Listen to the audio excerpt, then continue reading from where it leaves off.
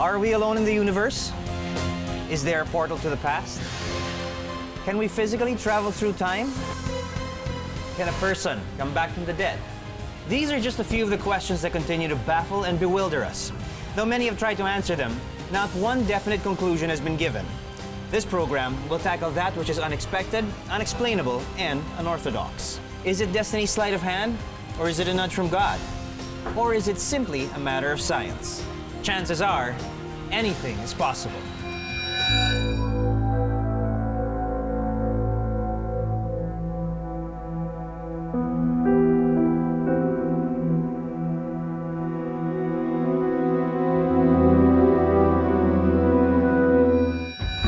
It was an ordinarily hectic and breezy afternoon in Baguio City. The streets were jammed with vehicles and the buildings were packed with students and workers. The market was abuzz with people selling their wares, and the tourists, well, they were busy being tourists. Everyone went about their affairs, unaware of the catastrophe that was about to befall them. When Mother Nature turns violent, the results can be truly devastating. July 16, 1990, a killer quake shook Luzon. Measuring a magnitude of 7.8 on the Richter scale, it was said to be the most destructive earthquake that ever hit the Cordillera region.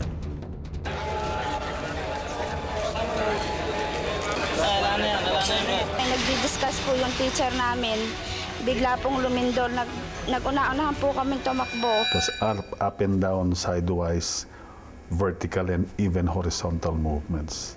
It took more than 2 or 3 minutes yata na tuloy-tuloy na gano'n. So, halos alam mo kung matumba ka o hindi. Siyempre po, panik ng mga tao, sigawan, hiyawan, iyakan ng mga tao. At may mga narinig tayong mga pagguho.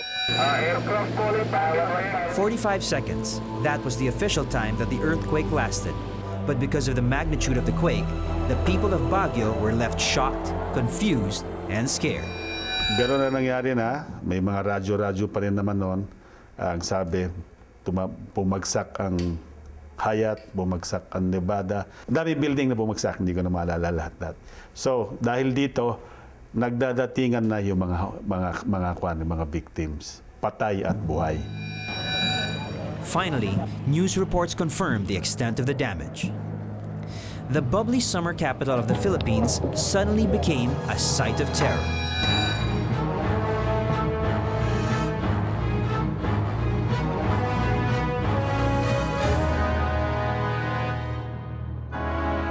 Hyatt Terraces Plaza, University of Baguio, Baguio Hilltop Hotel, and Hotel Nevada were among the most badly hit by the killer quake. As they crumbled to the ground like a deck of cards, lives were lost and trapped under the debris. Well, emotional po, napakalungkot. Pero hanggat maaari po, hindi kami nagpapa-apekto sa ganung sitwasyon. Rescue workers patiently and carefully sifted through the debris, most of the time digging out the lifeless and mangled bodies of the victims. Mrs. Sonia Rocco, wife of the late Senator Raul Rocco, and Mia Cabonilas, who was 5 months pregnant, were buried under the rubble of Hotel Nevada. But 3 days after the quake, followed by multiple aftershocks, both of them survived. One outlived her husband, and the other raised her 19-year-old daughter.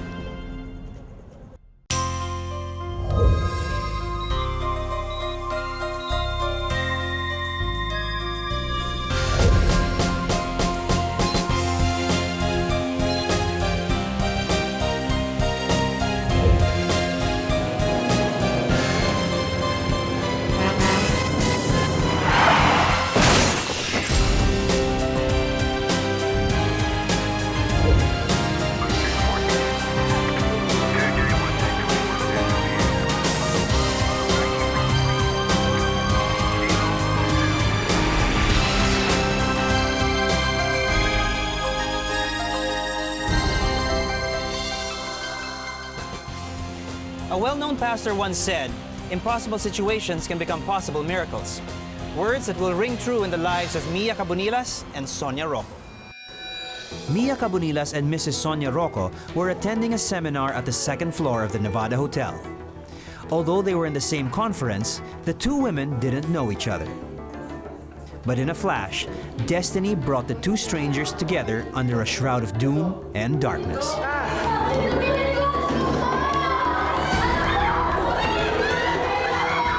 Dark as dark can be. You open your eyes, you close your eyes, it's that dark. Pitch dark, as they would say. Maybe that's what it means. Of course, lahat kami, we were all shocked because yung movement ng earthquake na yun, actually napakabilis. For 36 horrendous hours, Mia and Mrs. Rocco lay partly immobilized and confined under the table that shielded them from the crash. Tao ba dyan? Kuya! Nandito po kami. Salamat po yung baby ko po. Okay, ayan na. Ayan na.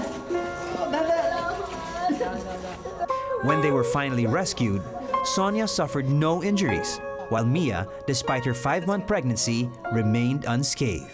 She's very lucky na nag-survive siya and yung kanyang child. Well, siyempre, masaya. Natutuwa kami dahil may buhay na nakalabas. It is actually a miracle in itself na she survived that ordeal and also her baby. An estimated 1,621 people were killed during the disaster, and damage to land and property was estimated in the billions. Baguio was isolated from the rest of the country. Many people lost friends and family members, but a lot of them also survived to tell their stories. Sonia Rocco and Mia Cabonilas went to the City of Pines to attend a seminar. But moments after the killer quake struck, they found themselves pinned under a collapsed building, enveloped in darkness, and staring death straight in the eye. Mia Cabonilas, who was in her 20s at the time, was at the Nevada Hotel attending a seminar. During those times, I am engaged with an NGO named Mother Rosa Memorial Foundation. It deals with people empowerment. Mrs. Sonia Rocco was also there to attend the seminar. That seminar was already scheduled twice and it has been postponed twice. And during the other 2 times, I would have sent somebody. But this time, the third time they scheduled it, I happened to be free. Instead of going for tea, and I was already walking towards my table and my seat, the whole building shook. So I said, this is only an earthquake. So I'm like, be calm. Oh my God! Napakabilis. It was just a swing to the left and another to the right, and then it bounced like as if you were bouncing a ball. I took 2 steps. When I took 2 steps to go to get my bag at the table where where I would sit, yeah, the whole building shook. So parang instinctively, I went under and went on my floors. And then all of a sudden, nag-collapse na yung building. Talagang napakabilis. The moment I did that, the whole thing became dark. I saw the chandelier fall. So everybody was screaming. It was total darkness. We don't know where we are. We don't know who we are with. Kasi ang alam namin before, ang katabi ko iba.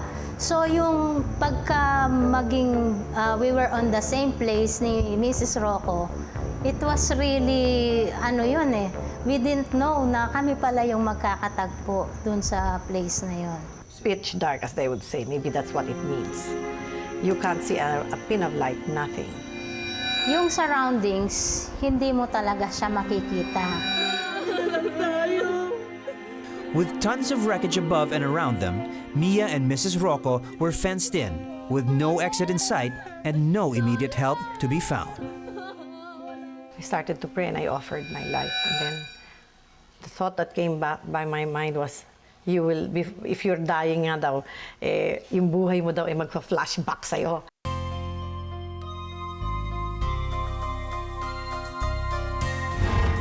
Tremors that are natural in origin are usually unavoidable. There are some that literally shake the earth, then there are those that barely make a dent. However, the resulting damage from these phenomena cannot be blamed on Mother Nature alone. There are some disasters that are just waiting to happen. We've seen their power. We've dealt with their wrath. But how do these earthquakes occur? Director Renato Solidum of the Philippine Institute of Volcanology and Seismology explains. There are two natural types of earthquakes. The first one is what we call tectonic earthquakes.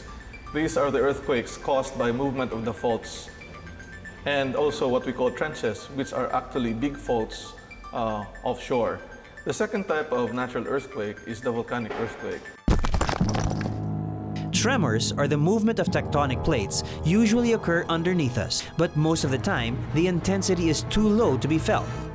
But history has proven that earthquakes are among Mother Nature's most dangerous and devastating acts of rage. In May 1960, Chile was rocked by a 9.5 magnitude earthquake, leaving 2,000 people dead and a total of 550 million in damages. To date, it is the worst instrumentally recorded earthquake in history. In 1964, the second largest recorded earthquake, which registered a 9.2 magnitude, ravaged Alaska, causing a series of equally devastating aftershocks and tsunamis. The catastrophe caused hundreds of deaths and massive destruction. On July 16, 1990, the Luzon earthquake brought Baguio to its knees. Its origin, or epicenter, was traced back to Cabanatuan City in Nueva Ecija, but the tremors reached as far as Baguio City, which was 125 kilometers away. Michelle, baby, Michelle. Yeah. Michelle, mommy's here. Oh, no. The case of the hotels in Baguio City, these were destroyed by ground shaking. One of the hotels most devastated by the earthquake was the luxurious Nevada Hotel. Structural engineer Rani Ison explains the location of the hotel posed a major dilemma in the first place. Normally, we don't build on slopes, no? Pero kaya lang, di ba, normally, in most cases, yung ating mga developers would tend to build sa slope kasi sayang din yung property, no? So, it is very dangerous kasi merong mga slopes na hindi na stable. No? Experts also attribute the collapse to a structural difficulty called soft story.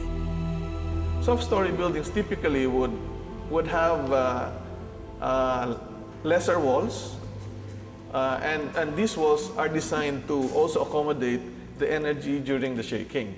So if there are no walls, all the energies are concentrated on the columns or the posts of buildings, and the tendency is for these columns to collapse if these are not designed properly.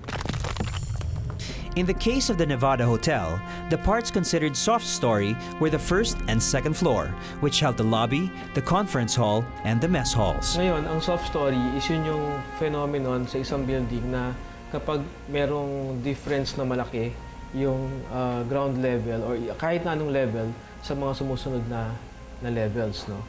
So, yung soft story, ito kailangan itong tingnan mabuti kasi iba yung behavior or yung paggalaw ng mga columns, yung mga poster, yung mga biga, doon sa level na yun, kaiba doon sa mga iba't ibang levels ng isang building.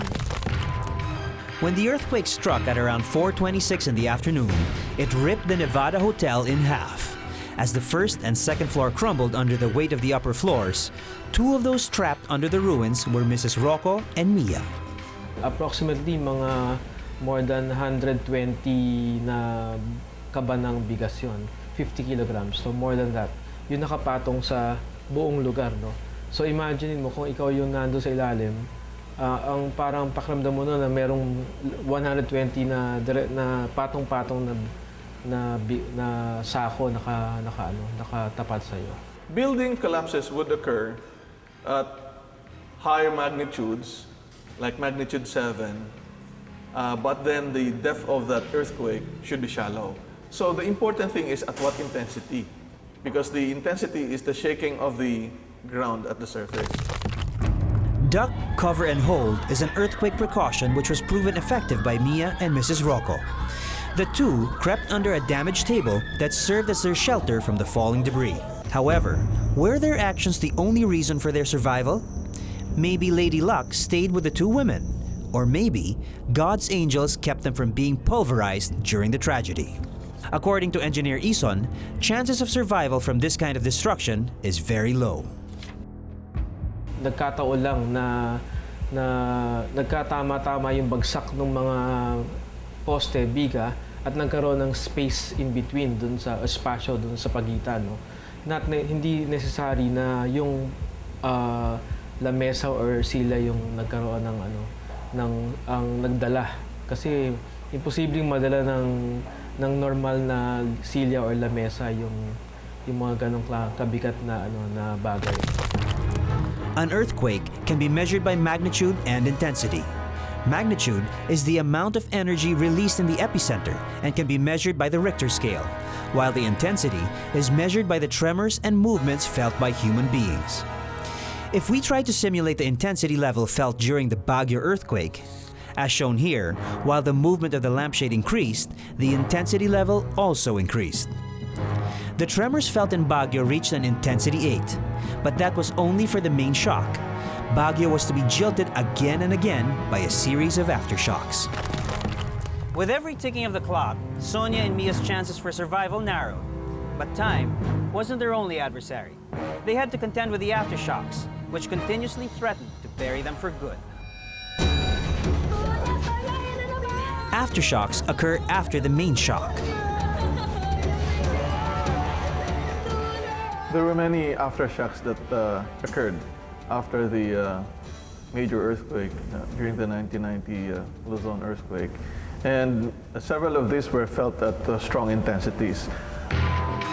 In Baguio, PHIVOLCS recorded a number of aftershocks. 3 of them reached intensity level 6, with equally alarming tremors and vibrations capable of further damage.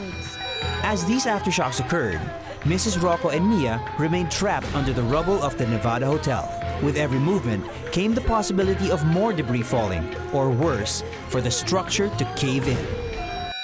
All I did was pray, because the shocks and the aftershocks never stopped. It moved in all directions, and it has a boop, boop, boop, boop sound. And every time, I could do was, I lay on my back, and all I could do was move this way and that way. It was so cramped. Pag may aftershock, nandun lang kami ni Ma'am Sonia. We were just embracing each other and we were praying the rosary. Mrs. Rocco and Mia remained under the rubble for 36 hours.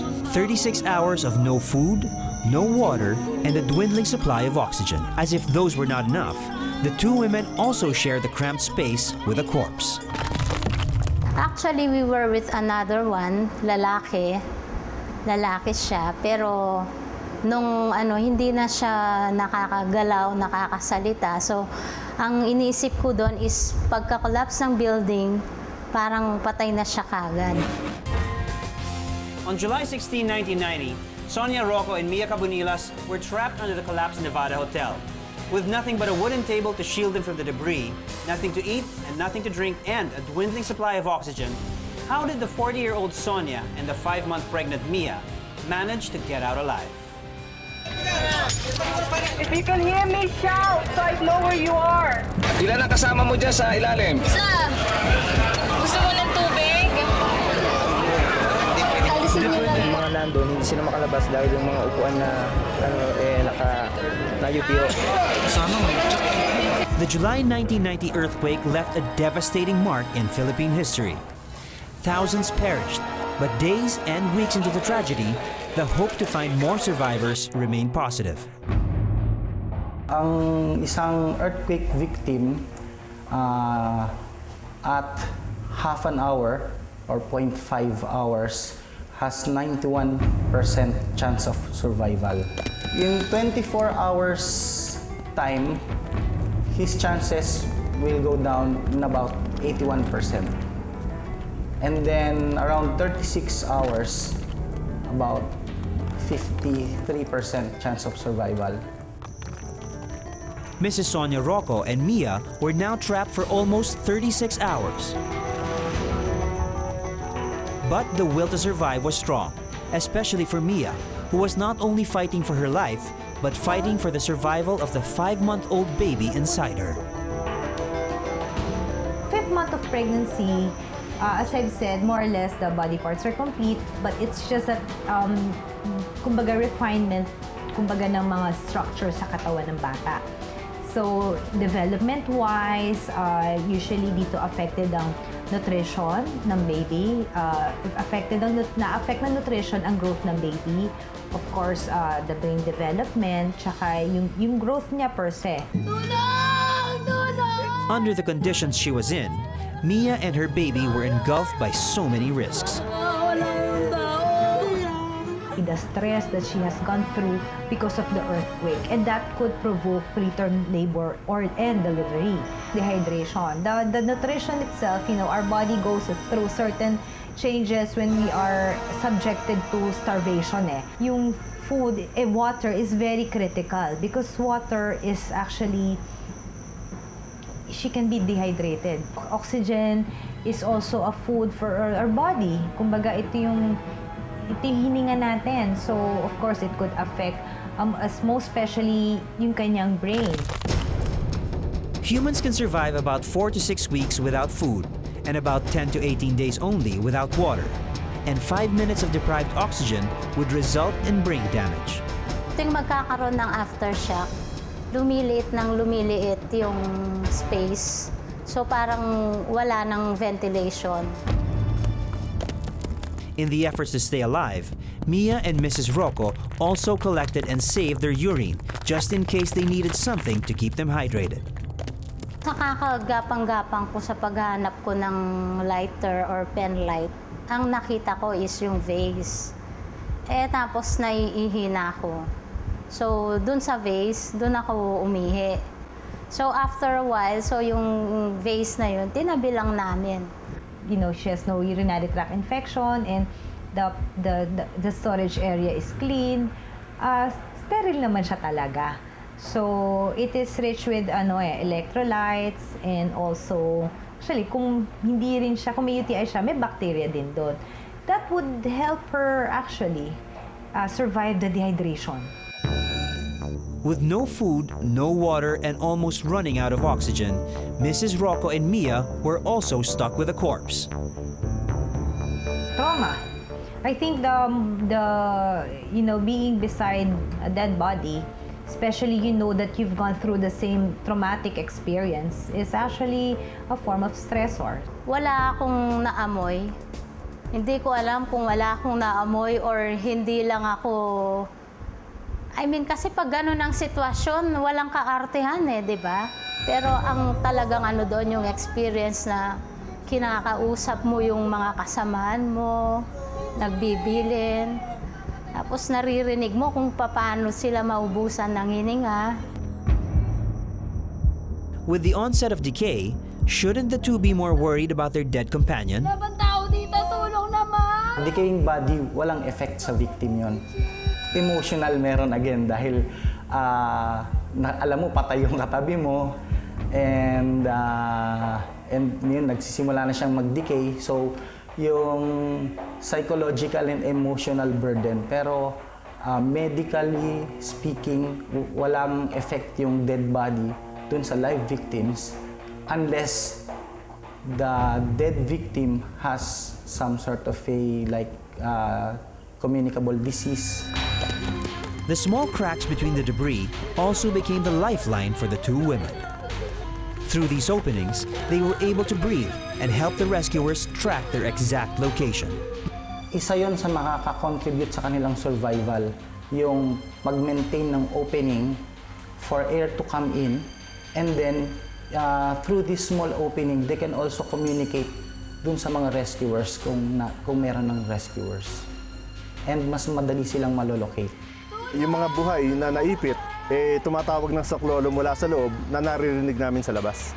Well, nandun na po yung takot Nandun na po yung takot, pero sa kagustuhan po natin at ng aking mga kasama na makatulong, lakas loob na po yun.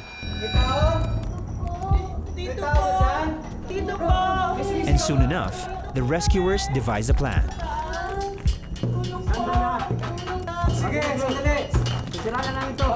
They decided to dig a hole from the basement through the first floor, then upwards to the second floor where the two women stayed trapped. I think mas stable yung basement kasi hindi ito nag-collapse. So, based on the probably during that time nung nag-occur na yung earthquake, bumagsak yung second to fourth, no. Yung ground level tsaka yung basement nakita ng mga rescuers na stable. So imbes na doon sila manggaling sa taas na maaring hindi pa masyadong stable, nakita nila na sa ilalim, sa basement, mas magandang dumaan, no? Sa survey na ginawa ng mga ating mga unang pumasok at ng mga kasama natin sa fire department, yun po siguro ang nakikita nilang daan na pinakamadaling daan para makapasok sa mga taong na nakulong. The plan seems simple and doable, yet apprehensions remain because one wrong move could trigger a downpour of debris or exacerbate the collapse of the entire structure. Kahit na anong paggalaw, delikado no? Kaya lalo na yung merong vibration, no? Kasi syempre, hindi natin alam kung anong epekto ng paggalaw na yon dun sa mga nag-collapse na mga or na nahulog na mga bagay, no? Yung mga columns, mga beams, no? Definitely, dapat talagang masusing pag-aralan bago gumawa ng mga digging sa isang disaster site, no? Or sa isang collapsed building. Can you imagine being trapped under a collapsed 4-story building with a lifeless body beside you? Would you have the physical strength, the mental stability, and the moral fiber to survive? These women not only survived, they rose over their horrifying ordeal.